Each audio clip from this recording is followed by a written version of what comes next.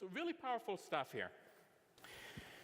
Look at it together. There's three things that happen when loss aversion and commitment come together. The first one is when you're in that state, when you're facing a huge loss, and you're already committed to a certain way of doing things, you stop thinking rationally. What do I mean by rationally? You stop thinking logically and intellectually. It generates a fear response. So what we do is we go to extremes.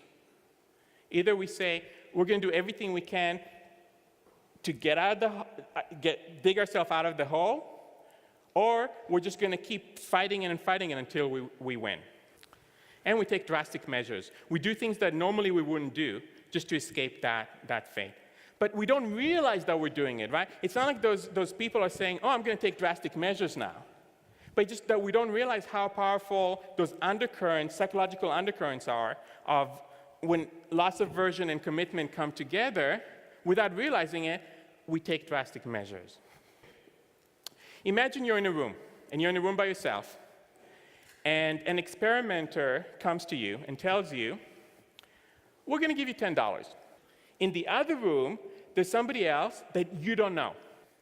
And you get to decide how much of that $10 bill you want to give to the other person. Now, the thing is that we're going to take your offer, and we're going to go to the other person in the other room, and if they accept the terms of your offer, everything is great. You get your part, and they get their part. But if they reject the offer, nobody gets anything. Nobody gets any money. If you're like most people, you would keep $5 for yourself, and you'll give $5 to the other person. And indeed, if that's the offer that you were going to give, then the other the people who received $5 offers always said yes, because it seemed fair, it seemed even. But some people decided they want to get a little tricky. They said, I'll keep $7 for myself, and I'll give you $3. Do you accept it, or do you reject it? If you accept it, you get that money, and you get to walk away. If you reject it, you don't get anything, but they don't get anything either. The vast majority of people said no. That when we feel that something is not fair, we react against it. We stand up against it. And that's not necessarily a bad thing. That's not a bad thing at all, but it's a very powerful thing. Story of Joshua Bell. He's a violinist, a really talented violinist. So he did a little bit of an experiment. He went to Washington, D.C., went to the subway, same Joshua, same expensive violin, different outfit.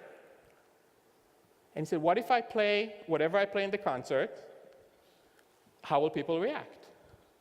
And over 1,000 people passed him by, and almost nobody stopped. That it's not easy for us to make complicated decisions. We like simplicity. We see this guy in a baseball cap playing a violin. We figure, street musician, it's not worth my time. So all of you have been on a job interview, and some of you may have even given job interviews. Same thing as the Joshua Bell story.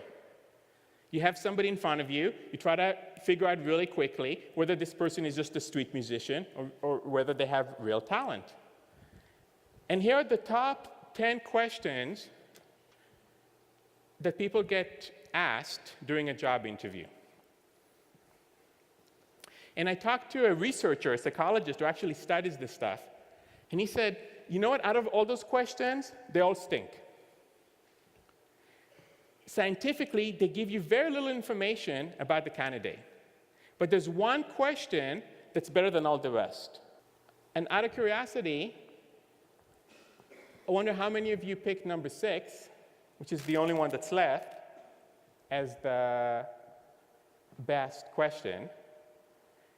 And the reason that that one is the best is at least you've done some amount of work to show that you actually care about this job. You actually went on the website, or you Googled them, or you did something.